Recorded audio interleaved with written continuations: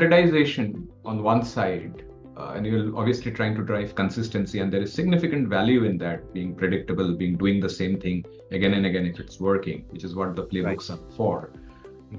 There is also one size cannot fit all. So, there are different situations which arise even in a standard process, and you need to have the flexibility to manage that as well. So, what has been some of your observations around, this battle always between I need flexibility versus I need standardization? Obviously, there is a mid path in between, but how do you sort of approach balancing that out? No, absolutely. I guess this is, this is something that we see organizations have not nailed, or I don't think it's a journey. It's more of a continuous improvement journey to, finding the right balance between standardization and flexibility.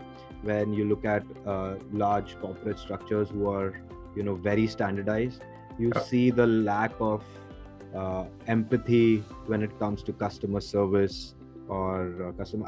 I read a very good example of this in one book called, I think, The 7 Irrefutable Rules for Small Business, I think, by Stephen Little. I think that's the author's name, if I'm not wrong.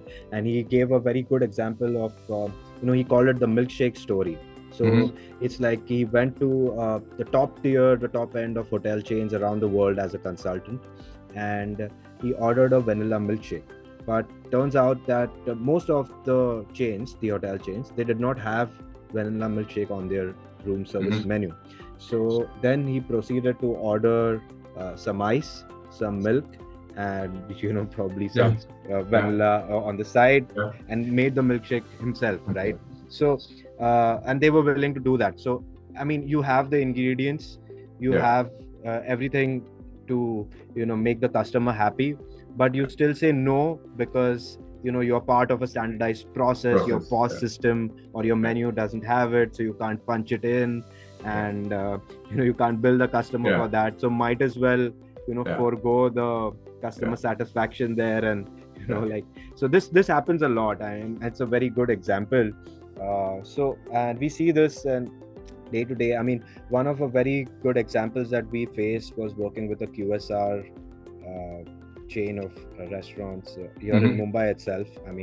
We had more than 10 locations, and we were standardizing, the inventory management practices for them.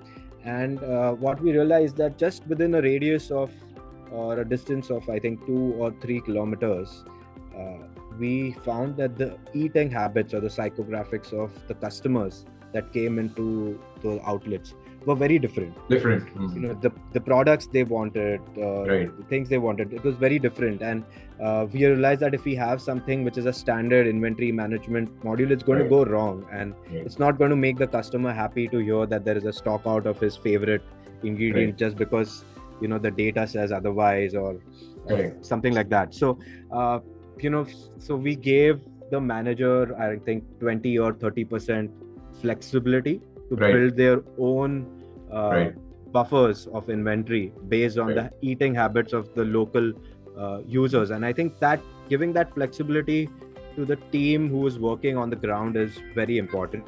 And so standardization on one side, but you give flexibility and authority to the ones who are actually servicing the customer. And when you do that, I think you kind of go towards achieving the balance.